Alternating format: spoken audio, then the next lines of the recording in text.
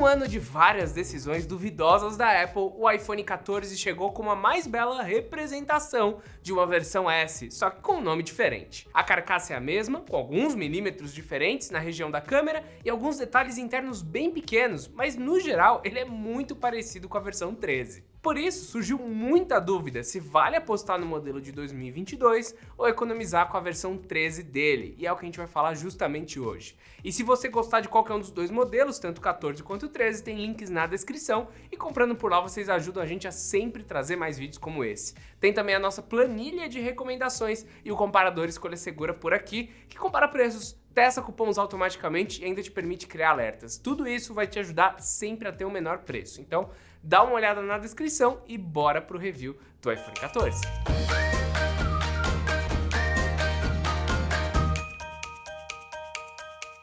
Se você estava esperando uma mudança de design esse ano, eu sinto em te informar que nada mudou nessa linha mais básica do equipamento. As antenas estão no mesmo lugar, a conexão ainda é proprietária da Apple, o Lightning, o botão de energia não ganhou um sensor de digitais e não tivemos o Dynamic Island no lugar do entalhe. Por esse motivo, esse review aqui ele vai ser mais curto do que o que tivemos lá com o iPhone 14 Pro. O frame de metal ainda é achatado, é um sanduíche de vidro e isso deixa o aparelho com um aspecto bastante premium, mas ainda suja com muita facilidade. De diferente mesmo, temos a ausência da bandeja de cartão SIM na versão internacional, mas ela ainda está presente no iPhone 14 aqui do Brasil. Na frente não tem nenhuma alteração de design. A tela é a mesma do modelo de 2021, tanto em tamanho como em nível de brilho e resolução.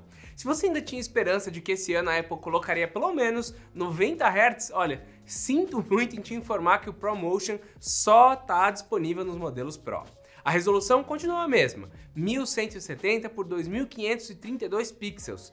Tem a proteção Ceramic Shield, que mescla partículas cerâmicas no vidro para ele ficar mais difícil de quebrar, mas que tem arranhado mais do que de costume. Isso daí é uma experiência nossa também. É importante comentar que essa característica é sempre um balizamento que a empresa faz. Para ser difícil de arranhar, ele acabaria estilhaçando mais fácil. Sendo assim, para quem não consegue lidar com uma tela arranhada, é preciso usar uma película. E a película que vai quebrar, não a tela do celular. Então, pelo menos a nossa recomendação é sempre use película. Ponto. Essa tela, no geral, é realmente muito boa, mas é igual ao do ano passado. E mesmo em smartphones de entrada ou até intermediários, já estão colocando uma tela com maior frequência. Então eu acho que não faz sentido um iPhone 14 ainda ter uma tela de 60 Hz. É legal ter um iPhonezinho como esse daqui, não vai te incomodar no dia a dia, mas olha, poderia ser um pouco melhor.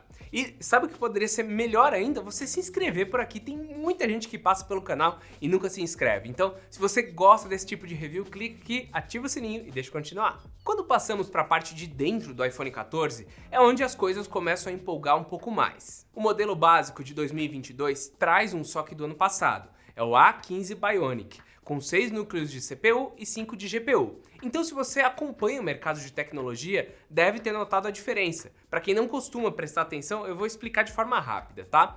Os iPhones 13, eles também traziam o Apple A15 na sua construção, mas com a diferença de núcleos para o modelo Pro. Então, o modelo normal contava com 4 núcleos de GPU contra 5 do smartphone Pro. Isso dava uma melhorada na performance com jogos e em trabalho 3D, mas não chega a ser uma diferença tão grande. Então, assim, não é exatamente o mesmo processador do ano passado.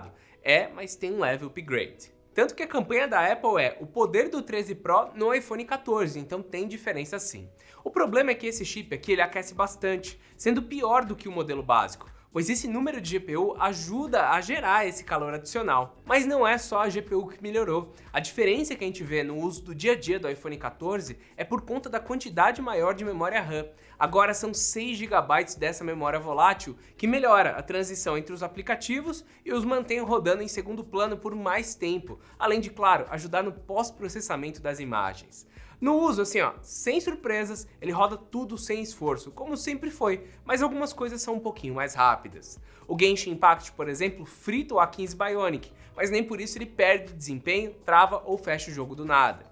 Outros títulos já nem fazem ele aquecer tanto, como é o caso do Asphalt 9, do COD Mobile e do Wild Rift, que pode rodar até em 120 Hz com esse processador, mas que não roda aqui por conta da tela. No fim, jogar em 120 Hz seria onde a gente faria a melhor aplicação dessa GPU, e como não está disponível por aqui, é mais no dia a dia onde sente essa diferença. Onde essa GPU adicional e esse processador aí Pro impacta mais é na bateria, afinal ele tem mais processamento e exige mais energia.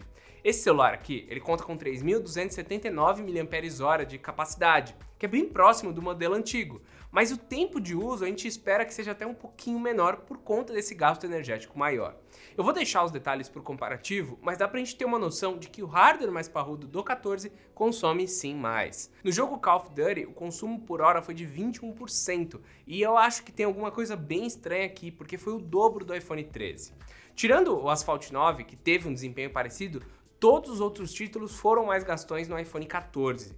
O LoL, por exemplo, levou 16% de energia em uma hora e o Genshin Impact 25%. YouTube levou 9% da bateria, com uma hora no brilho máximo e vídeos em 80p. O que é um bom tempo, mas assim, ainda é acima do irmão mais velho. Durante a gravação de vídeos, o iPhone 14 foi melhor do que a versão anterior, sendo um dos poucos pontos onde ele vai melhor. O que eu acho interessante pensar aqui é que talvez daqui a algumas atualizações ele pode ficar melhor. Então assim, não é o momento comprar o iPhone 14 agora, tá? No final do ano, em dezembro, onde a gente ainda tá com ele muito pouco tempo no mercado. Então, deixa eles otimizarem, trazer um software novo, dar uma mexidinha nesses pontos, porque realmente alguns aplicativos estão rodando estranho por aqui. Agora, o que a Apple não melhora nos seus smartphones é tempo de carregamento. O carregador não vem na caixa, mas eu usei o meu de 20 watts para carregar o smartphone e foi preciso um total de 1 hora e 42 minutos para sair de 3% para 100%. Nos primeiros 15 minutos, a bateria subiu 28%. Em mais 15, 27%, ou seja, a primeira hora ele faz bem rápido. O problema é que vem a desaceleração e o aquecimento, ativando o modo lá que protege tudo da maçã. Na próxima meia hora, ele carrega cerca de 10% a cada 15 minutos, e no final ele demora quase 1 hora para carregar os últimos 10% restantes. Ele continua compatível com o MagSafe, tem carregamento sem fio e tudo mais, mas esse tempo de recarga aí é meio ruim quando comparado com os concorrentes. Até a Samsung, que já sofreu com problemas de smartphone explodindo, tá com um carregamento mais rápido, inteligente e potente. Mas eu só tô ressaltando isso porque eu senti que o iPhone 14 ele consome mais, então ele deixa a desejar no tempo de uso. Isso já era esperado, porque de novo ele traz um SoC mais potente, do 13 Pro, que sempre teve mais bateria. Se falarmos de preço, aí as coisas ficam um pouco mais difíceis para a Apple. Não dá para justificar ela cobrar quase que o dobro por uma lente traseira e uma frontal mais aberta e 2 GB a mais de RAM. Eu ainda vou falar de câmeras, mas pelo preço que ele está atualmente, eu acho que ainda não faz sentido. O 13 acaba se saindo melhor por estar em oferta. Mas vamos falar de fotografia para chegar no veredito, tá? A lente principal traseira, ela traz 12 megapixels, abertura f1.5 e pixels grandes, com quase 2 microns de tamanho. Assim, ele permite a entrada de mais luz, melhorando a definição das imagens e entregando um resultado mais agradável. Essa é a lente também utilizada no iPhone 13 Pro, o que tecnicamente entrega detalhes maiores em pouca luz se comparado ao modelo base.